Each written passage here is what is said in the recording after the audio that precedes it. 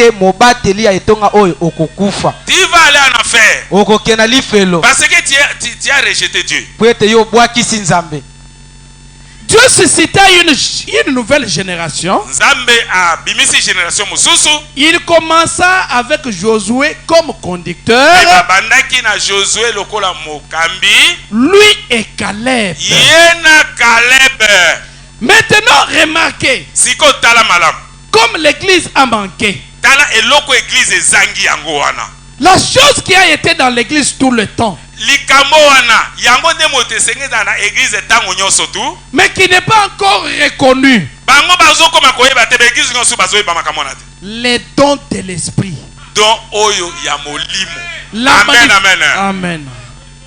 Je suis le don de cette église. Bainde likabo ya église oyo. Amen, amen. Amen. Est-ce que vous comprenez? Amen. Les dons de l'esprit, la manifestation de l'esprit, c'est ce qui relève l'église maintenant et la fait avancer. Amen. Applaudissez très fort pour le Seigneur. Applaudissez très fort.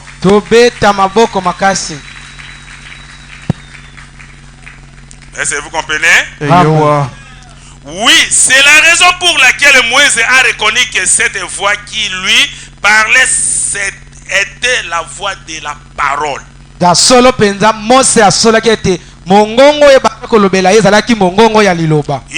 que Dieu avait dit à Abraham, ta postérité séjournera pendant 400 ans, mais je le délivrerai. Et il savait que les 400 ans s'étaient écoulés et qu'il était appelé pour accomplir cela.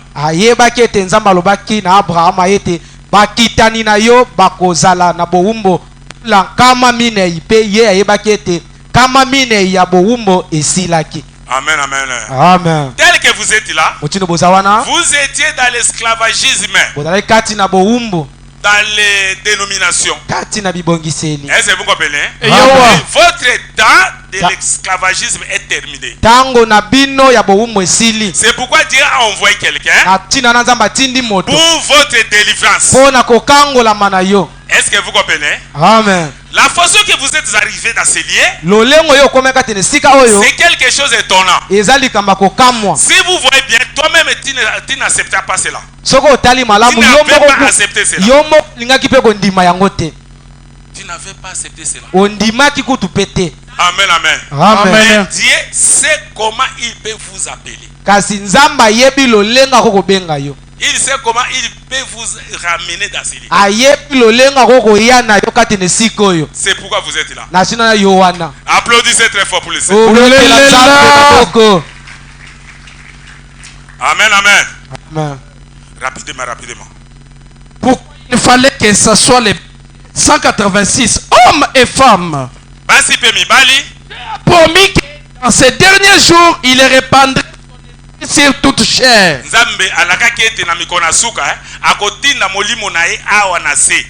Il a promis qu'il enverrait le baptême du Saint-Esprit et qu'il appellerait une épouse sans tache ni ride.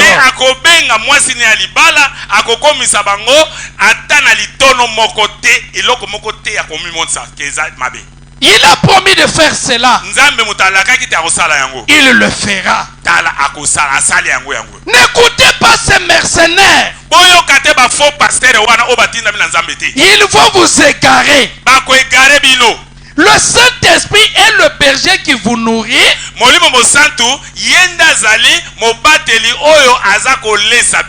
De la nourriture des brebis à partir de sa parole. Cela vient toujours par le berger. Il est notre berger. Écoutez-le. Vous êtes les brebis de son pâturage. Et si vous êtes ces brebis, vous entendez sa voix, non pas ce que quelqu'un d'autre dit, mais vous entendrez ce que lui dit. La voix d'un étranger, vous n'avez rien à faire avec cela. Voix étranger, c'est-à-dire matéa ya ba étranger bo batena nzambe te, bino bozana tina na ngote. Amen. Applaudissez très fort pour les Ici, Dieu est en train de vous conseiller. Il faut écouter rien que votre berger que moi je vous ai envoyé. Awa nzamba zopesa bino toli kolobaka ete boyo kaka mobateli na bino nga na tineli bino ye. Mais avec ces autres là, n'ayez pas peur avec leurs paroles. Kasi na ba mususu wana maloba na bango bino lata yango te. Il va vous égarer. Bakobungisa bino nzela. Applaudissez très fort. Amen, amen. Amen. Est-ce que vous comprenez? Amen. Dites que c'est la vérité. C'est la vérité. Ça solo. Rien que la vérité. Kaka solo. Ça c'est Gado qui a ajouté. Wana Gado mutabakisaki. Amen, amen. Amen.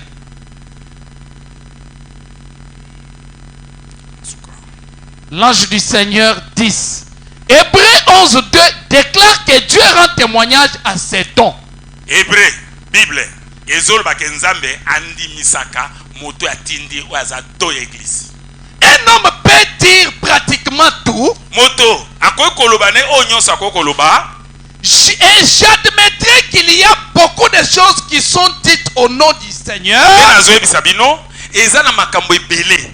O bato bazolo bango na kombo ya nzambe qui ne viennent pas du Seigneur. Mais Dieu n'a jamais rendu témoignage ni confirmé un mensonge. Nzambe atikala kondimisa yango te pe atikala kate kondimisa lokuta kondima lokuta. Dieu confirmera toujours la vérité et jamais un mensonge. Nzambe andima kaka andimisa kaka solo kasi lokuta andimisa kango te. Dieu n'est pas l'auteur des mensonges et de la confusion. Il est l'auteur de la paix, de la vérité, de la sainteté, de la justice. Dieu rend toujours témoignage à la vérité. Amen. Amen, amen. Amen. Applaudissez très fort. La colonne de feu dans la bouche de votre berger. Dieu ne confirme pas les mensonges. Il confirme toujours la vérité. Amen, amen. Amen. Voilà l'ange du Seigneur à côté de votre berger. Dieu ne confirme pas les mensonges. Il vous a dit ici que je suis avec lui. Applaudissez très fort. Est-ce que vous comprenez? Amen. C'est la vérité. Maintenant écoutez. La manifestation de l'Esprit 47. J'aimerais que vous croyiez en Dieu. Amen, amen. Amen. J'aimerais que vous croyiez en Christ. J'aimerais que vous croyiez le Saint-Esprit. Et j'aimerais que vous me croyiez. Maintenant, vous pouvez croire en eux. Et ne pas croire que je vous ai dit la vérité. Mais vous n'en tirerez jamais profit. Savez-vous cela? Ce sont les mêmes personnes qui croyaient en Dieu et qui étaient zélés pour Christ, qui ont tué Jésus. Mais Jésus a dit, croyez en Dieu. croyez aussi en moi. Et c'est vrai. Ce n'était pas des croyants en Dieu. Il croyait en son Père. Mais il devait croire qu'il était le Fils envoyé du Père. Non pas le Père, mais qu'il était le Fils envoyé du Père. Je ne suis ni le Père, ni le Fils, ni le Saint-Esprit. Je suis un homme, votre frère, confirmé. Un ministère confirmé par un surnaturel. Pas moi. L'ange du Seigneur, venu de la part de Dieu, pour vous apporter ces bénédictions. Jean 8, 24. Applaudissez très fort. Amen. Amen, amen. Amen. Amen, amen. Amen. C'est la vérité. Vous pouvez avoir la pensée de croire à Dieu comme s'il est loin. Dieu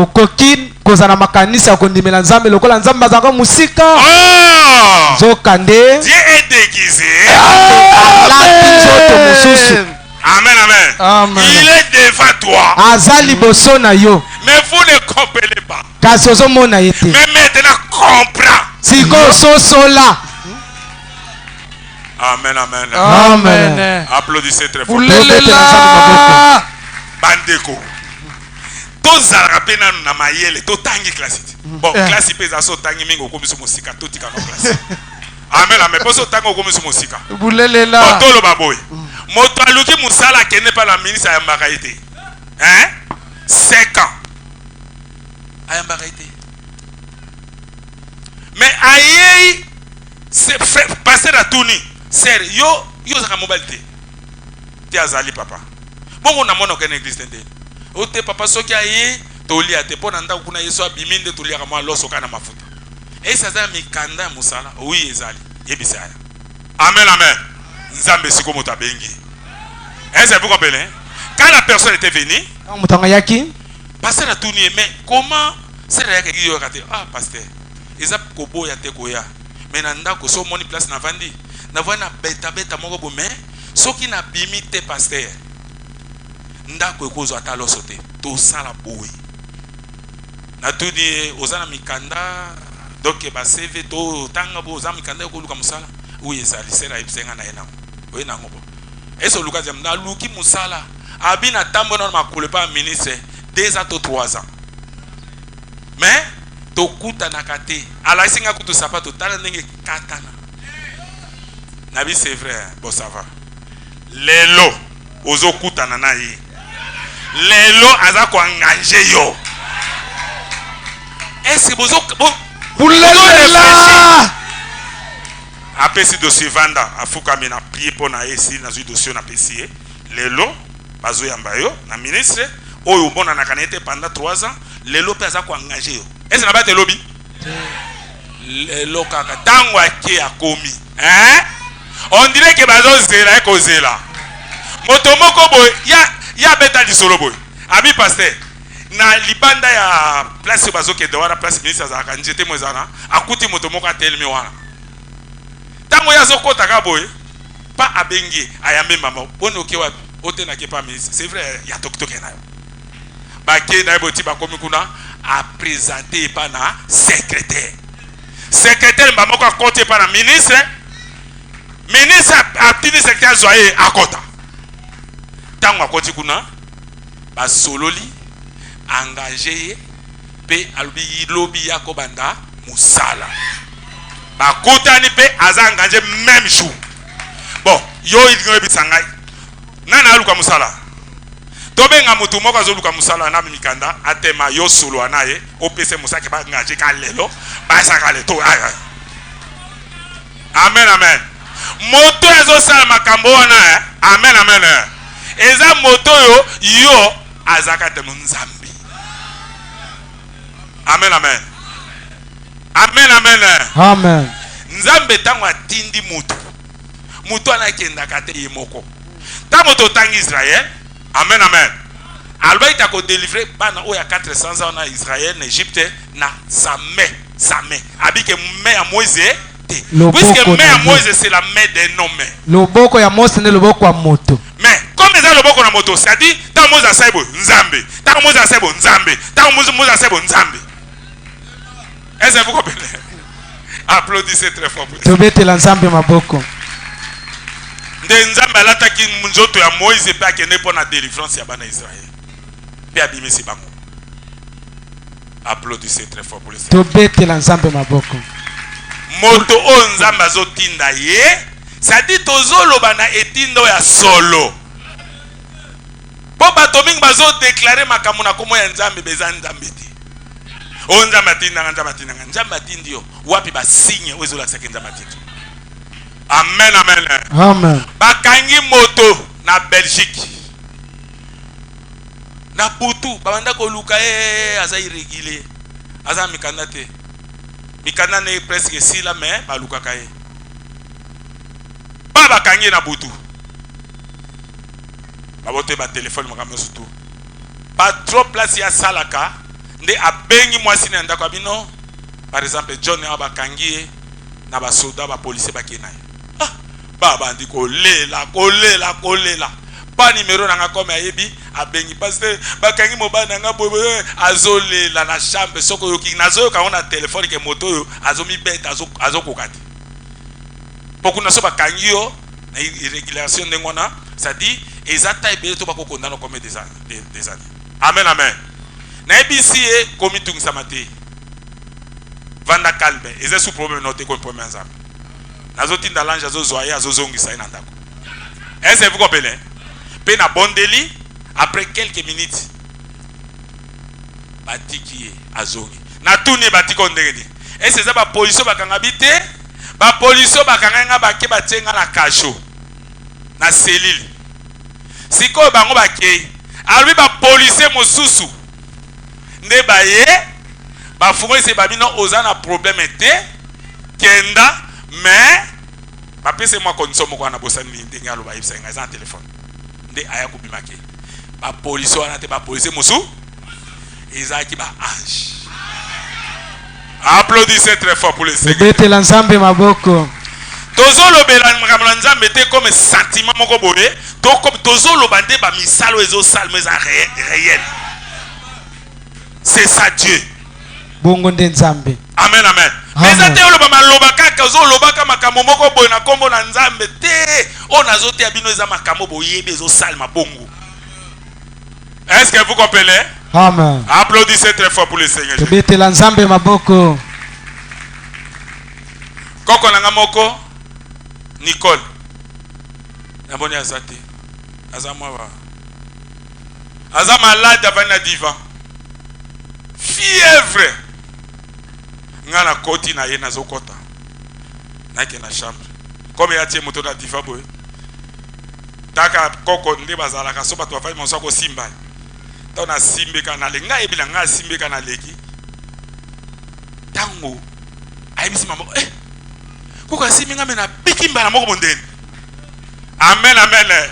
Ndemo komaze bisa mo moko za malade ta on le ko toucher ngana na biki direct. Mo komo supe aza malade nazo le kata na toucher ka bo guéri. Applaudissez très fort pour le Tobete la Nzambe maboko. Amen amen. Amen. Ça dit Nzambe moto a touché ye aza malade. Mais ngama okwa moto na koina le kalanga ka bo. Mais Nzambe siko comme yana zo tambola yenda touché wa. C'est la vérité. Amen amen. Yangono ko kondima nyoso tu mais soko ndimi ngai te. Hein? Moyen ozwa eloko ozwa te parce que o rejeté déjà hein? Nzambe. Yo zo mona te totaki na Bible.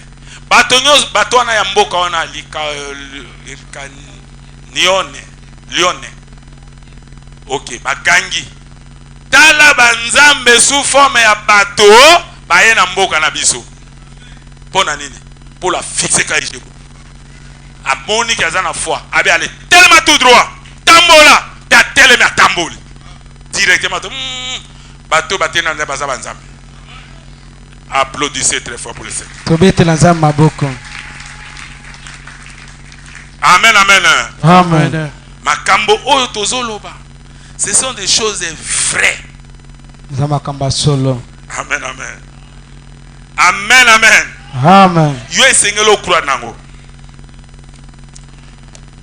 Maintenant, nous sommes ici pour exprimer, pour parler des choses que nous croyons et prouver cela par les Écritures, pour montrer que les Écritures ont parlé.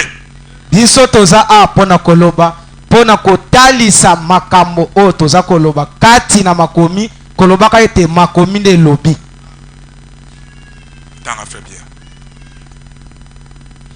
Maintenant, nous sommes ici pour exprimer, pour parler des choses que nous croyons et prouver cela par les Écritures. Pour montrer que les Écritures en parlent.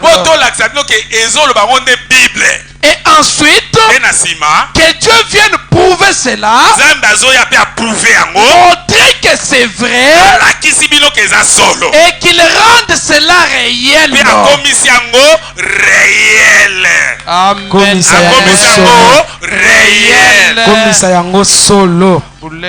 Amen, amen. Dieu ne peut jamais confirmer les mensonges. Amen,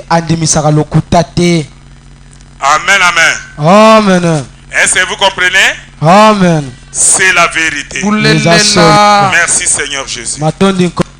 Dieu est merveilleux.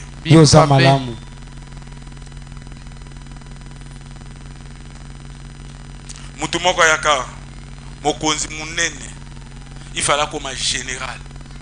Mais c'est quand azana fonctionné. Mais moto azo sala wana batumusu batia bango batanga pe lokola ite. Ba yebisa ya kotinga to sololi. Ti esili na moni que non ça va nazo komiso kasi na peso fonctionne yo. Na otelo petana. Afuka mana bonde po nazui na fungoli a. Nazui ba grade ya général na tie ya nazui na tie. Na bonde le sina bikenda. Troisième jour président Bengi a commis. Applaudissez très fort pour le Seigneur. A Bengi ngabi pasteur Ozana Nzambe solo. Tala pré-prière no tala. Mais a Luka ngo batanyo so pesa mongo rien. Amen, amen. C'est la vérité. Applaudissez très fort pour le Seigneur.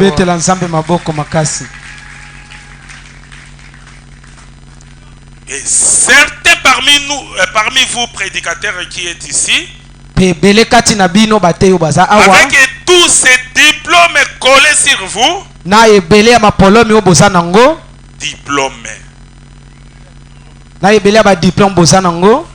vieux petit Pierre, un prédicateur de la rue, qui se tenir là sur une plateforme de fortune, a dit: Mobange petelo oya telemi na katikati pe a telemi pe na kolobaka. Hommes juifs et vous tous qui séjournez à Jérusalem, sachez ceci et prêtez vos oreilles à toutes mes paroles.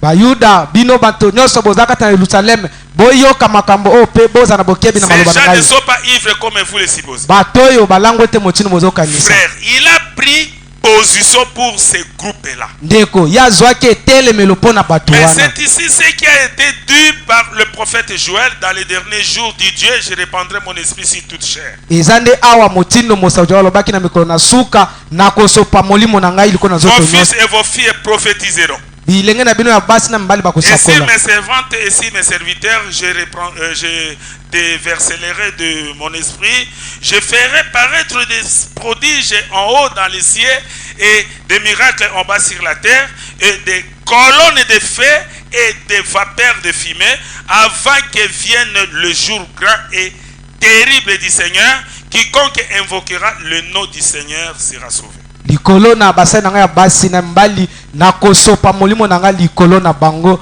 wana nde nzambe alobaki pe na kobimi kamwisi makonzi na moto makonzi na milinga makonzi ya makila pe moto nyonso oyo apelela kombo na ngai ye wana kobika. Maintenant écoutez mon frère plein de dignité, vous direz venez prendre la main d'association.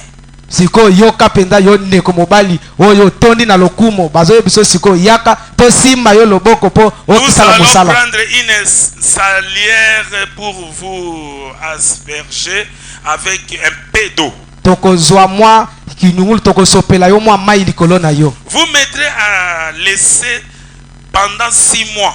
Yo penda obana ko tia mu okobanda. Vous mettez à l'essai pendant 6 mois. Vous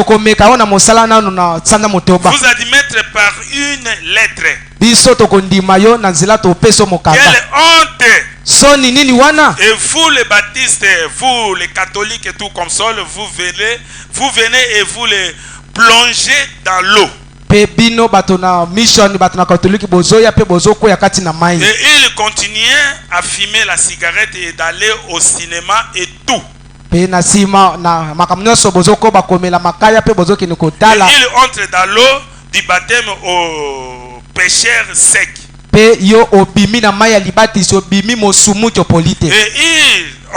ressort un pécheur mouillé. Vous faites de lui un diacre à l'église. Ce n'est pas étonnant. Il vit avec 3 ou 4 femmes. Pe bozui mosumuki o ba polisi ke na mai abimi mosumuki bokomise diakre kati na lingomba peza likaba kokamwa tete diakre wana na basi misato. Et il est marié et divorcé 6 fois. Pe abala aboma libala abala boma libala bala kotoba. Et vous le mettez en comité de diacre. Pe botie na lisanga ya bato na molongo. Ce n'est pas étonnant que l'église soit souillée et que vous ne puissiez pas croire à la guérison divine. Et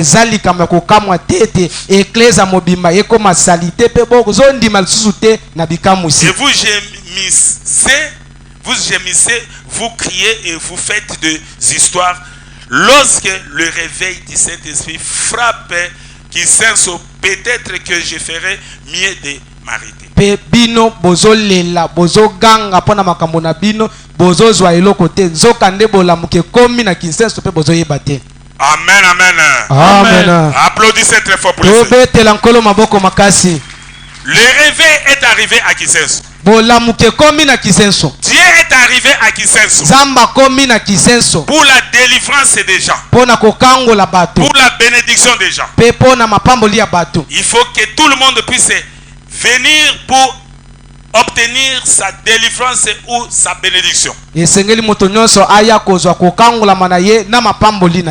Amen, amen. Amen. C'est ça la vérité. Puis Jésus vint dire, oh, combien je pourrais m'arrêter ici un instant? Combien de fois avec de bonnes intentions les gens essayent d'appeler les hommes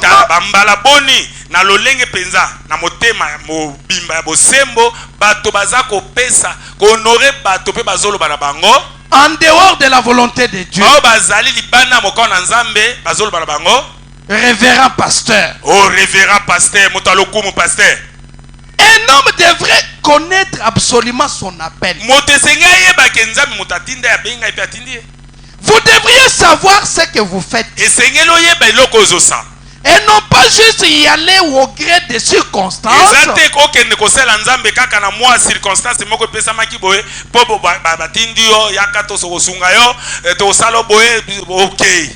Ou laisser l'argent vous tirer d'un endroit à un autre.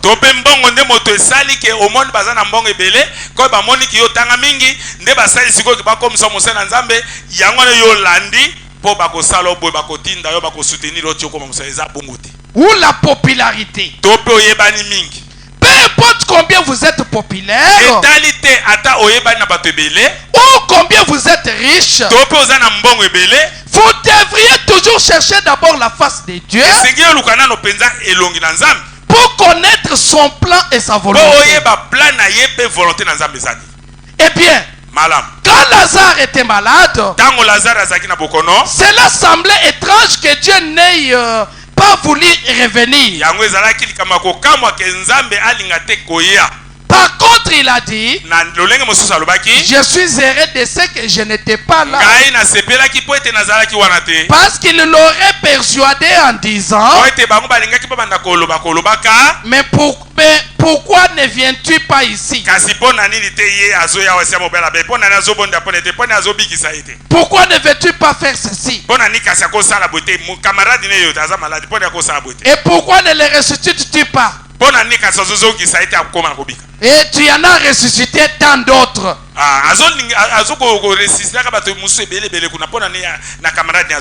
Amen. Applaudissez très fort pour le Seigneur. Amen, amen. Amen. Il faut connaître ce que vous faites. Amen, amen. Amen. Ne faites pas des choses comme ça à l'air ou tirez par quelque chose. Est-ce que Batopena ne baza boy nde bozawana ngana ke komi faire serviteur de Dieu pe bozawana nazote abino petit bokeli felo. Est-ce normal? Amen, amen. Est-ce normal? Mais c'est normal te siko ba église tout eza tout na bango na latina bango na latina ba côté oyebi ke bazo même bato en enfer. Amen, amen. Amen. Bato belé ba okenali felo à cause ya ba mauvais berger.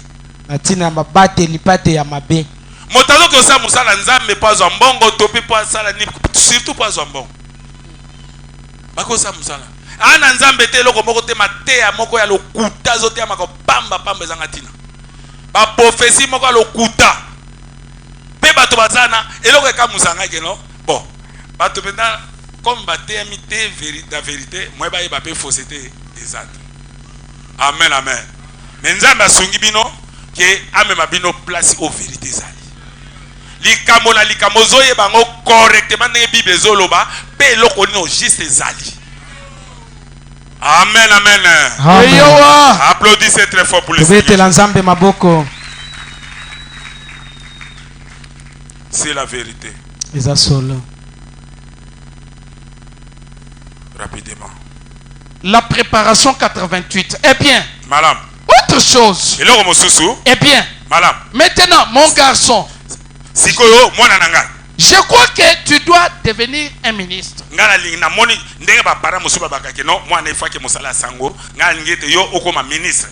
Nous verrons le docteur et l'ancien et tous les autres.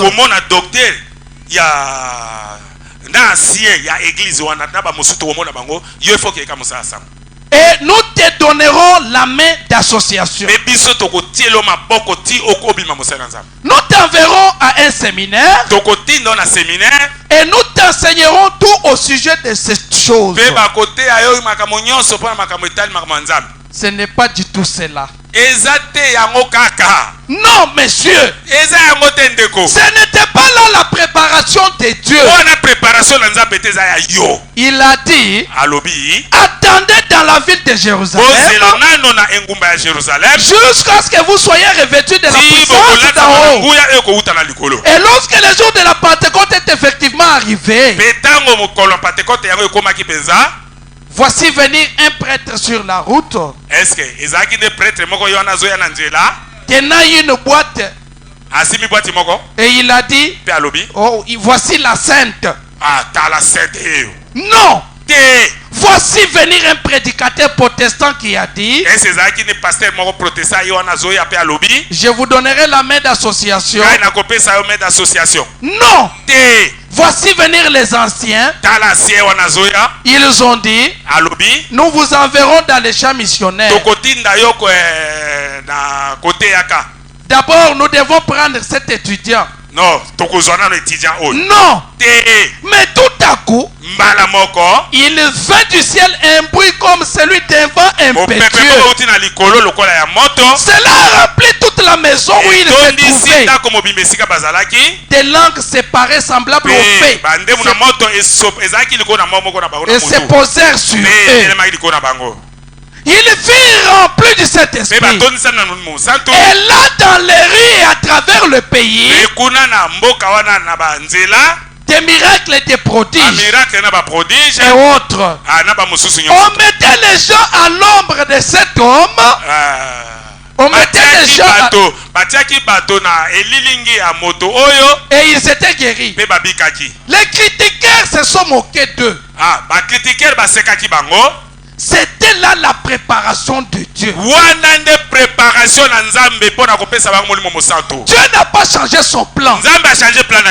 Cela devrait se faire jusqu'au retour de Jésus. Cela paraît ridicule aux yeux d'un homme ordinaire.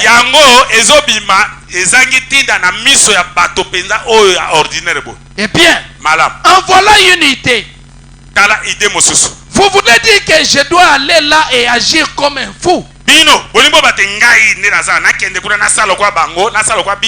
Hein? Vous devez faire cela ou rester dehors. C'est l'un ou l'autre. Selon votre choix. C'est ce que vous devez faire. Quelqu'un a dit, comme Naman d'autres fois, il a dit, vous voulez dire que je dois me plonger dans cette eau? Soit vous faites cela, soit vous restez avec votre lèpre. Soit l'un, soit l'autre. Selon votre choix. Amen. Amen, amen. Kokoma mosela nzambe ezate ke bazoyo bakomisa mosela nzambe. Nzambe ye moko nde moto abengaki ba disciple pe azelisaki bango pe rempli bango pe atindi bango. Amen, amen. Ezate veke moko yaki kotiela maboko to asie moko yaki boy to bote. Eza ordre on nzambe apesaki batosi wana nde plan na nzambe ndenge azosala pona basene pe eza bongo ndenge asalaki eza continuité bongo ti mokolo ya koya. Est-ce que vous comprenez? Applaudissez très fort. C'est la vérité. Merci Seigneur Jésus. Pourquoi il fallait que ça soit les bergers? 184. Personne n'a le droit de monter à la chaire sacrée pour prêcher la parole. Motata mon côté. Azana droit komata na chair où est sacré pour notre Nzambe. Avant d'avoir, comme Moïse, rencontré Dieu lui-même sur une base telle qu'aucun théologien ne peut la dévoiler. Moïse na lolenge ke akutani na Nzambe na lolenge te ata théologien moko te Moïse était là. Moïse azalaki wana. Peu importe ce que les messagers d'Israël disaient. Oh, c'est du non-sens. Oh, ezangitina. Tu n'as fait que t'imaginer avoir vu cela. C'est du non-sens. Vous ne pouvez pas ôter cela de lui.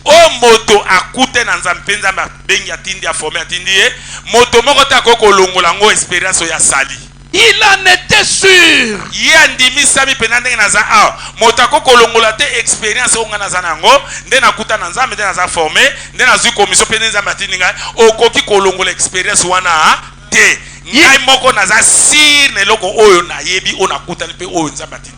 Il était là.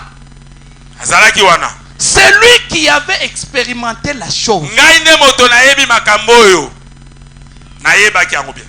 Et personne, à cause d'un diplôme de théologie,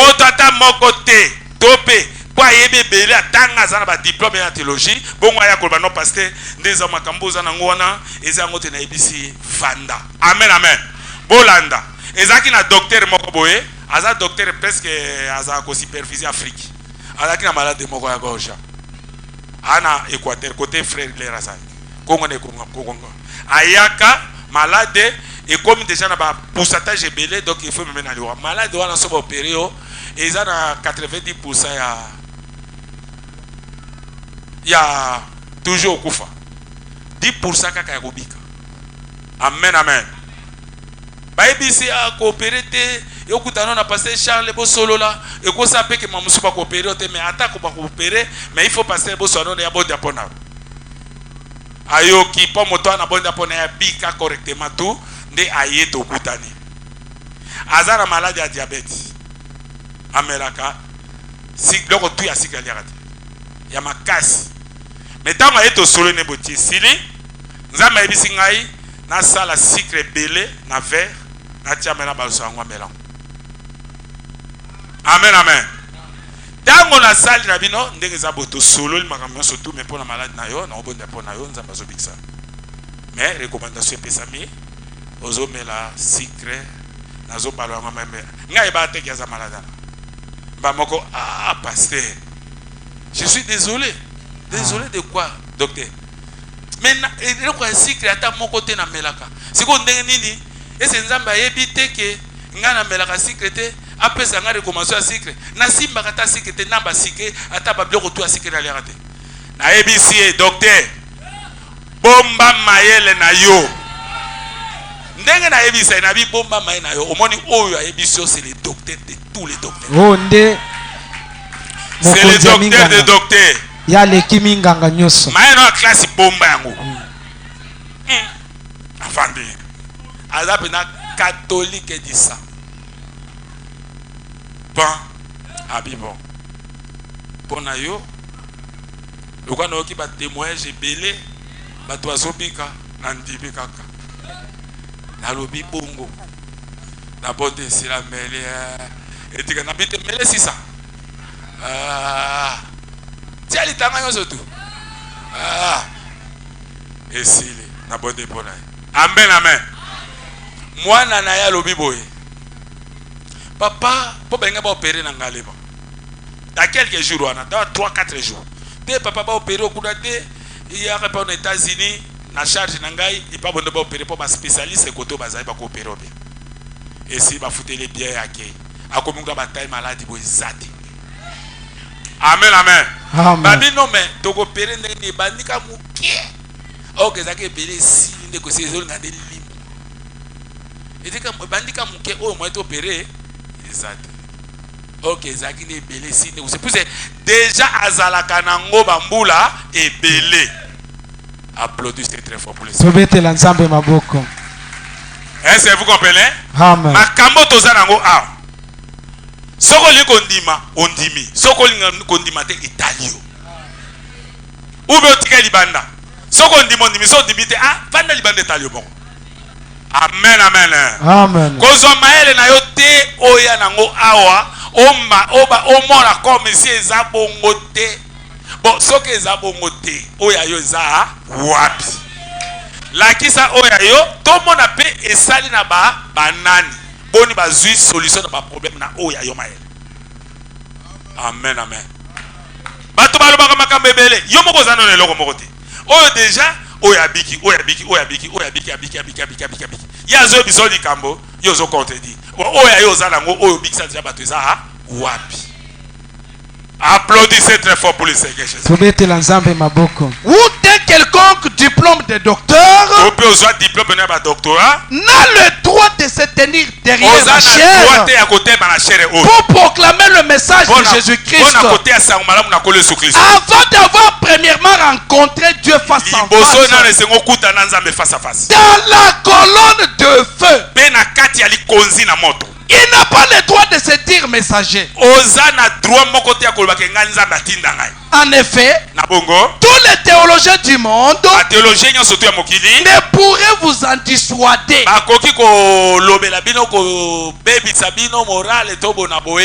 Il a expérimenté cela. Vous étiez là. Vous savez ce que c'est. Peu importe ce que quelqu'un d'autre dit ou combien il peut le dire. Oh, ces jours sont passés, n'est-ce pas? Vous avez expérimenté la chose et elle est conforme à la parole de Dieu. Amen. Applaudissez très fort pour le Seigneur. Amen amen. Amen. Moto à côté ya liloba na nzambe esengeza moto o nzambe atindi solo. Comme Moïse, comme Pierre, comme Jean-Baptiste, comme Frère Branham, comme tous les prophètes. Parce que quand Dieu envoie quelqu'un, c'est Dieu lui-même qui est là. Il a apporté tout simplement les corps de cette personne. Et c'est lui qui tentait de marcher. Quand Dieu avait envoyé Jésus, c'est Dieu lui-même qui était en Jésus. Et c'est Dieu lui-même qui marcha. Quand Jésus marcha sur les Galilées, c'était Dieu. Applaudissez très fort pour le Seigneur. Mais ne pas croire à lui, il n'aura pas la solution de votre problème. Si vous croyez à lui, il sera guéri ou sauvé. Est-ce que vous comprenez? Amen.